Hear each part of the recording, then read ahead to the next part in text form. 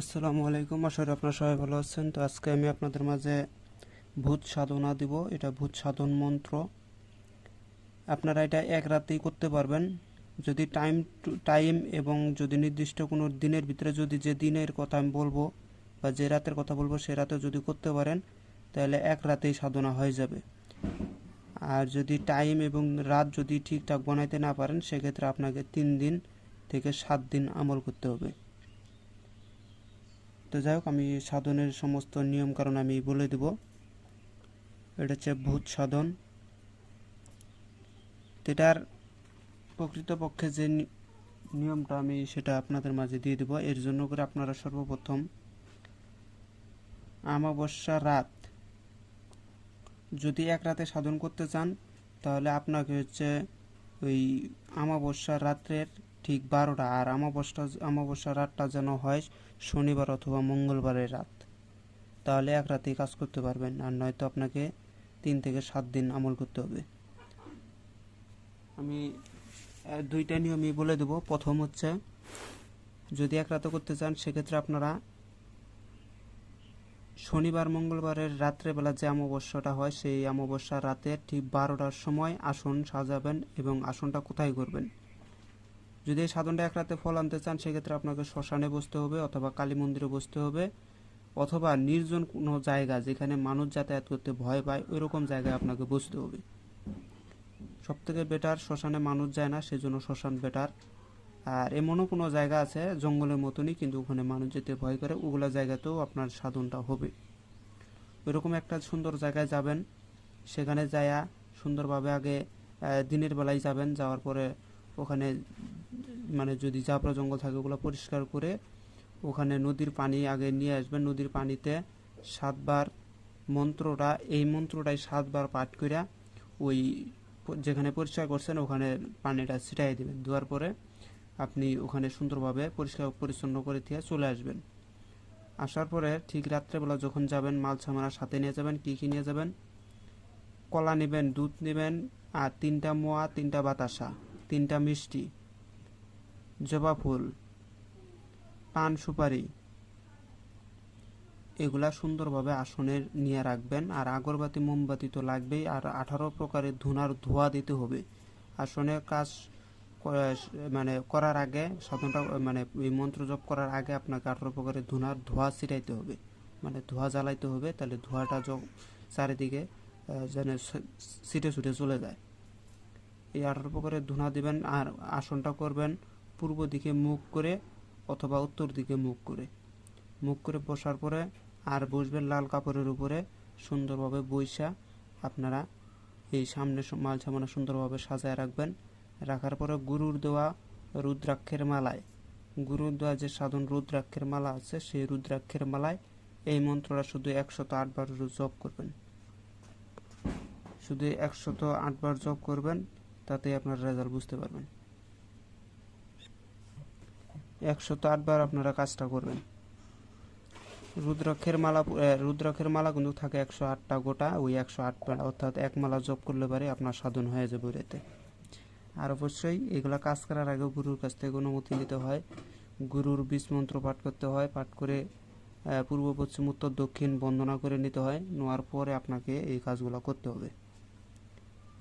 তো এই মন্ত্রটা আপনারা জপ করবেন, এক রাতে কাজ হয়ে যাবে। আর যারা এক রাতে পারবেন না 3 রাতে করতে 3 থেকে 7 রাত করতে পারেন।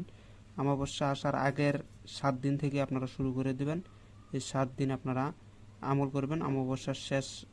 অমাবস্যার যে রাতটা ওটাই যেন শেষ রাত হয়, এরকম করে আপনারা কাজ করতে পারেন। আর অবশ্যই নিজের শরীরটা বন রাখবেন, গন্ডি দিয়ে নেবেন।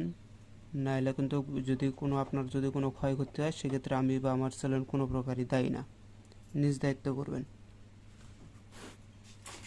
আমি মন্ত্রটা বলতেছি, আপনারা শুনবেন। তার আগে আমি আপনাদের কাছে একটা কথা বলে নিই যে যারা আমাকে ফোন দিতেছেন তারা কালকে সারা দিনের ভিতরে আমাকে ফোন দিতে পারেন। যারা ফোনে আমাকে পান নাই তারাও কালকে ফোন দিবেন। কালকে শুক্রবার আছে, ফোন দিবেন দিনের বেলা, যে কোনো দিনের বেলা ফোন দিবেন, অবশ্যই পাবেন। এখন থেকে ফোন রিসিভ করা হবে। এই কয়েকদিন আমি ফোন রিসিভ খুব কম করছি ব্যস্ততার কারণে। এখন আপনাদের ফোনগুলো রিসিভ করা হবে, আপনারা ফোন দেন অথবা ইমো হোয়াটসঅ্যাপে আমার সাথে যোগাযোগ করেন। আর যদি কারো কোনো ডায়েরির প্রয়োজন হয় তাহলে আমার সাথে যোগাযোগ করবেন, আমি ডায়েরিগুলো দেব। পিডিএফ ফাইলও আপনারা নিতে পারবেন, ডায়েরিও নিতে পারবেন, সব কিছু নিতে পারবেন আমার কাছ থেকে। তো যাক, মন্ত্রটা বলতেছি, আপনারা শুনেন। ভূতের আসন, ভূতের বাসন, ভূতের সিংহাসন, অরুণ বরুণ দুই দেবতা আসনে আসন, আসন হইতে নিলাম তোর নাম, দোহাই দিলাম সোলেমান নবী, তাহাকে মানে দেবতা তামাম। আমার ডাকে সারার না দেও, কার্তিক গণেশের মাথা খাও, ইন্না আতেইনা কাল কাউসার, হিয়াতিনের এই বানের, দেবতার কলিজা কাটিয়া করিনু খান খান। যদি আমার এই আসনে আসিয়া না যাও, কামরূপ কামাখ্যা মায়ের মাথা খাও, দোহাই লাগে সুলেমান নবী। এই ছিল মন্ত্র, আপনারা স্ক্রিনশট দিয়ে নিতে পারেন। আর অবশ্যই এই মন্ত্রটা যখন আপনাদের মানে সাধনটা শেষ হয়ে যাবে, যখন তারা আসবে, অবশ্যই তারা কিন্তু ভয়ানক একটা আকৃতি নিয়ে আসবে আপনার সামনে। কেন এটা ভূত সাধন, ভূত সর্বপ্রথম আপনাকে ভয় দেখানোর চেষ্টা করবে। যদি আপনারা ভয় পেয়ে যান, সেক্ষেত্রে আপনার ক্ষতি, আপনি নিজেই ডেকে নিয়ে আসবেন। আর যদি সাহসের সহিত থাকতে পারেন তাহলে ভালো। কেননা ভূত এটা হচ্ছে অরুণ বরুণ দুই দেবতা, যে কোনো এক দেবতা অথবা দুই দেবতায় আসতে পারে। আসার পরে কিন্তু আপনাদের ওখানে ভূত রূপে আসবে এবং খুবই ছোট্ট আকারে আসবে, ছোট বাচ্চারা যেমন ঠিক সেই আকারে আপনাদের সামনে উপস্থিত হবে। এটা মানুষের মতন আকৃতি নিয়ে আসবে না, এটা ছোট বাচ্চার আকৃতি নিয়ে আপনাদের সামনে আসবে।